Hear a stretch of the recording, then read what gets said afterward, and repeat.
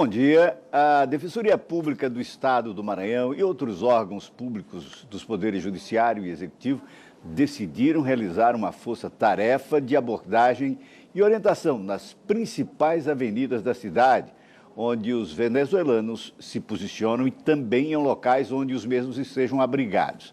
Quem explica essa força-tarefa é o defensor público do Núcleo da Criança e do Adolescente, Davi Rafael Silva Veras. Doutor Davi, bom dia. Prazer recebê-lo aqui conosco. Bom, já iniciou essa abordagem? Como é que ela está sendo feita? Sim, nós iniciamos na segunda-feira, fizemos uma visita no local de moradia de um dos maiores grupos de venezuelanos na capital, no Parque Atenas, cerca de 100 integrantes, e tivemos essa abordagem no período da noite, conversamos, orientamos e buscamos ouvi-los também, as principais pedidos e reclames desse grupo. E fizemos ontem também uma nova abordagem na rua agora, né, abordando as mães com as crianças, conversando, orientando e buscando saber das necessidades que eles possuem, interesses que eles externaram de ir para a escola, né, e terem melhores condições de moradia. São eles que estão pagando muitas vezes kitnets para residirem, então são situações muito dramáticas e difíceis. É uma crise humanitária que atinge o Brasil e muitos países da América Latina, e nós buscamos essa força coordenada de atividades. Bom, essa situação, por exemplo, das crianças no SEMAR, foi uma situação que preocupa a todos, até porque o próprio Estatuto da Criança e do Adolescente, por exemplo, não permite. Perfeito. Mas essa é uma situação que nos permite olhar de que forma? Porque certamente eles não têm onde deixar essas crianças. Perfeito, perfeita pergunta. Na verdade, que bom que incomoda a todos, né? Nós temos um sistema que conseguiu minimizar na capital essa questão de crianças nos sinais, e com essa crise humanitária nos choca a todos e nos incomoda. Mas a abordagem que nós estamos buscando sempre, Roberto, é a abordagem que o próprio Estatuto estabelece. Realmente é uma situação irregular, né? O Estatuto não permite essa situação, mas o próprio Estatuto diz o seguinte, que o primeiro local de proteção da criança é na família. Sim. Nós lidamos com choques culturais diferentes e de famílias que vinham de violações, graves violações de seus países de origem, violações inclusive de direito da criança.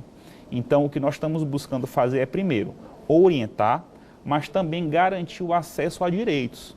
Por quê? Porque nós precisamos buscar estratégias que orientem, façam essas famílias compreenderem a legislação brasileira de proteção, mas, ao mesmo tempo, garantir que essas crianças tenham acesso à educação, né? Vagas nas escolas, que nós não conseguimos ainda essa resposta efetiva do poder público, garantir uma melhor condição de moradia lá no Parque Atenas, onde eles estão atualmente, esse grande grupo. É um local absolutamente inapropriado, pequeno, que não comporta essas crianças, né? Então nós precisamos buscar, sim, orientar, mas também dar acesso e garantia de direitos. Mas é um outro povo, com uma outra cultura, alguns até com descendência de povos indígenas.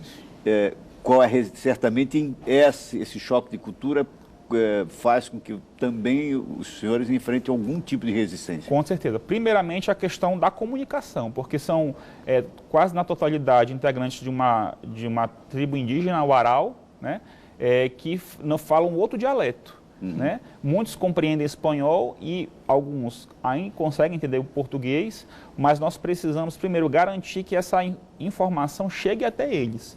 Né? Existem referências que são os caciques, mas nós precisamos disseminar essa orientação. O que nós estamos fazendo? Estamos produzindo uma cartilha que hoje já está em espanhol. Nós entregamos ontem alguma dessas cartilhas que tem algumas orientações, inclusive da preservação da criança, não ser exposta nesses ambientes de sinais, pedindo dinheiro.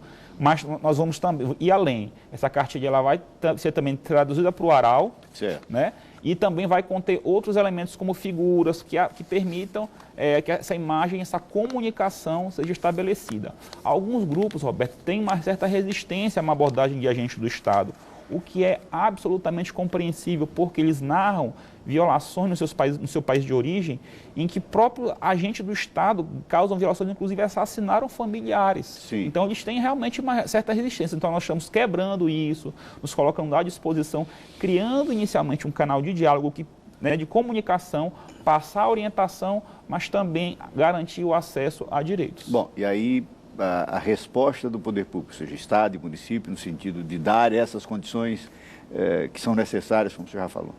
Por exemplo, vamos ser bem pragmáticos aqui, objetivos. Nós precisamos... Local, um abrigo, por um local de residência em que eles não paguem, que eles possam, né, ter condições de morada digna, que as crianças possam ficar lá com segurança, um espaço para brincar, né? Mas também, por exemplo, nós precisamos explicar para a sociedade que não é adequado você fazer doação para uma criança que está pedindo no sinal, mas em contrapartida, dar um canal em que a população possa fazer doações e entregar mantimentos, alimentação, né? Que nós não temos esse local centralizado ainda. Então nós precisamos avançar e avançar muito. Nós estamos fazendo uma força-tarefa que tem várias atividades, né?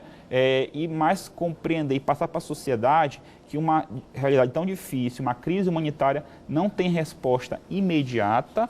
Nós lidamos com uma realidade que o sistema de assistência, o sistema de garantia não estava preparado, né? O sistema muitas vezes tem dificuldade de garantir acesso aos nossos problemas que nós já conhecemos, de crianças em situação de violação, que dirá desses grandes fluxos migratórios, né? Então, é um grande desafio para toda a rede que nós estamos tentando compor, discutindo e aprimorando as técnicas e os protocolos. Muito obrigado, Davi. A gente agradece, Roberto.